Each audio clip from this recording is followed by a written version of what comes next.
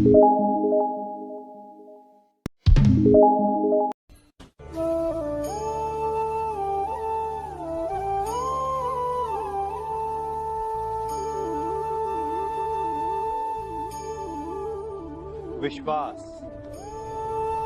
ये केवल शब्द नहीं, ये वो नींव है जिस पर मनुष्य का जीवन टिका हुआ है। किंतु आज या तो हम किसी पर अविश्वास करते हैं या फिर किसी पर अंधविश्वास। दोनों ही परिस्थितियां घातक होती हैं, क्योंकि जहां अविश्वास हमारे मन में भय और असुरक्षा को जन्म देता है, वहीं अंधविश्वास आक्रोश को। तो प्रश्न ये उठता है कि विश्वास की परिभाषा क्या है?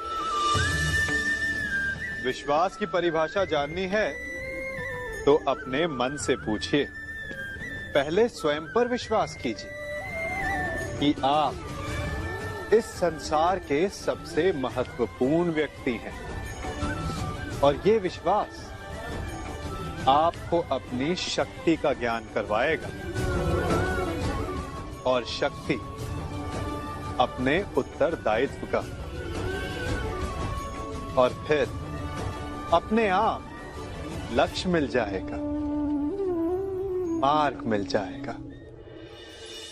मनुष्य अपना जीवन विश्वास पर जीता है, परंतु विश्वास किसका? तनिक सोचिए, किस पर विश्वास है आपको? महापुरुषों की कही बातों पर, ग्रंथों में लिखे ज्ञान पर, माता पिता की सीख पर, या मित्रों के दिए गए निर्देशों पर, या फिर मेरी कही बातों पर? ये सब विश्वास अपूर्ण है जब तक आपको स्वयं पर विश्वास ना हो।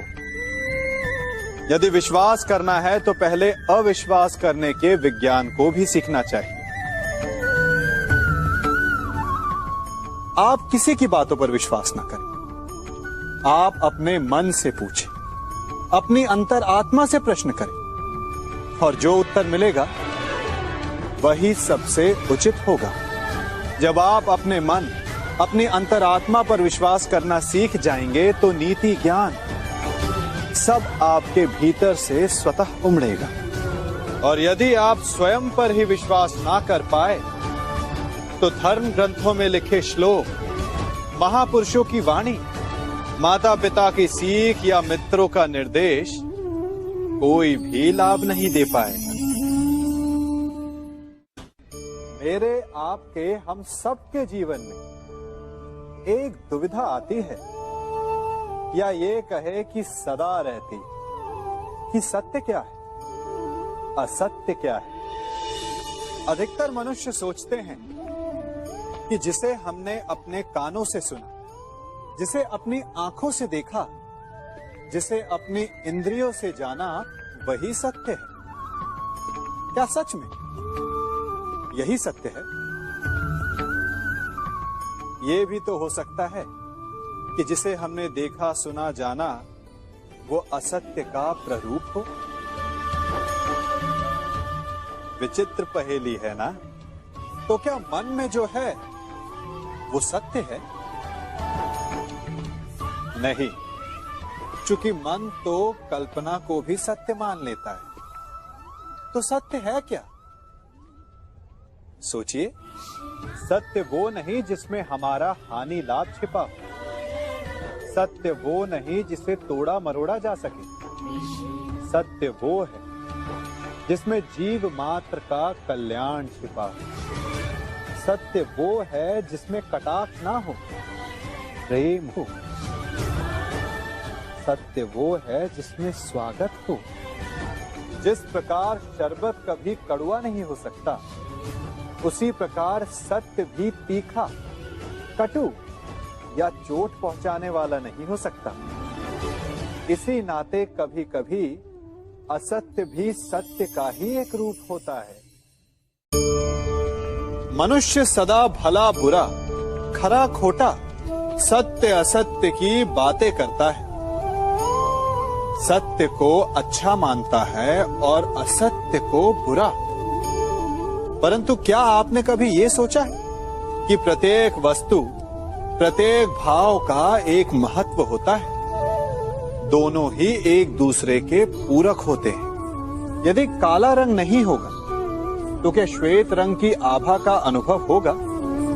यदि असत्य नहीं होगा तो क्या सत्य के महत्ता का ज्ञान होगा? यदि बुरा नहीं होगा तो क्या भले पर आपको विश्वास होगा? कुछ महत्वपूर्ण है तो दोनों के मध्य का संतुलन। बुरी से बुरी वस्तु, समय या भाव, कोई ना कोई स्वयं में शुभ छिपाए रखती है। कभी काले गरजते मेघों को देखा है? उसके किनारे भी एक स्वर्णिम आभा होती है। उसी प्रकार यदि आपके जीवन में बुरा समय आए तो आपको अपने सच्चे मित्रों की पहचान हो जाती है। तो बुरे समय में निराश ना हो, उसमें भी कुछ शुभ खोजने का प्रयास करें और धीरे धीरे सब कुछ आपके जीवन में स्वतः शुभ हो जाएगा।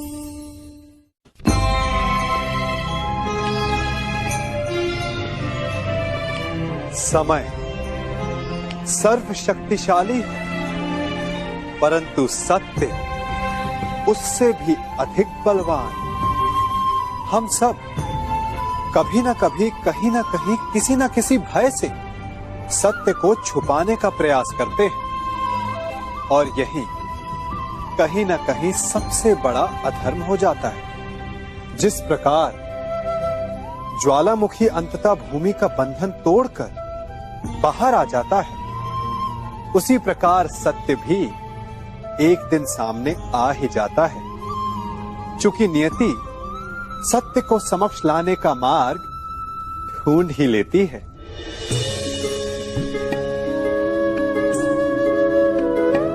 सत्य उस सूरज की भांति है जिसे असत्य के घने मेघ ढक नहीं सकते। नियति नामक वायु असत्य के घने मेघ को हटा के सत्य के सूरज को प्रकाशित कर ही देती है। असत्य रूपी अधर्म पर सत्य रूपी धर्म की विजय निश्चित है।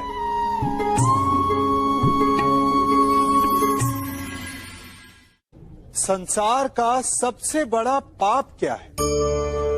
असत्य बोलना, हत्या कर देना, चोरी करना या किसी का अपमान करना।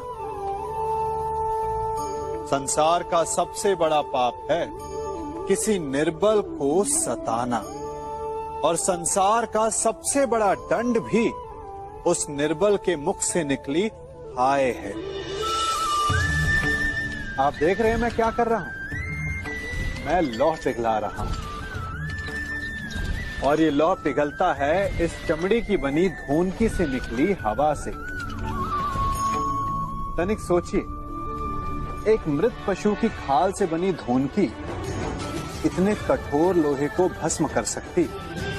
ठीक उसी प्रकार आप चाहे जितने भी शक्तिशाली क्यों ना हो, यदि आपने किसी निर्दोष, किसी निर्बल को सताया तो उसके मन से निकली हाय और उसका श्राप आपके जीवन को भस्म कर सकता है। अपराध वो भावना है जिसके कारण संसार में सदा दुख ही व्याप्त रहता है। हम सब अपराधियों से घृणा करते हैं, उन्हें कोसते हैं, परंतु क्या कभी विचार किया है कि कोई भी जन्म से अपराधी नहीं होता? तो ऐसा क्या कारण है कि कोई इतना बुरा बन जाता है कि वो बुराई की सीमाएं ही पार कर जाए? कारण है कामना। यदि कामना पर नियंत्रण ना रखा जाए, यदि कामना को पूर्ण करने के लिए परिश्रम ना किया जाए, तो वो तृष्णा में बदल जाती है, और तृष्णा लालच में, और लालच छल में, और छल करते ही मनुष्य अपराध की ओर अपने पग बढ़ा देता है। इसलिए ये अत्यंत आवश्यक है कि मन की कामनाओं पर नियंत्रण रहे। यदि मन पर नियंत्रण रहेगा तो अपराध पर स्वयं ही नियंत्रण हो जाएगा।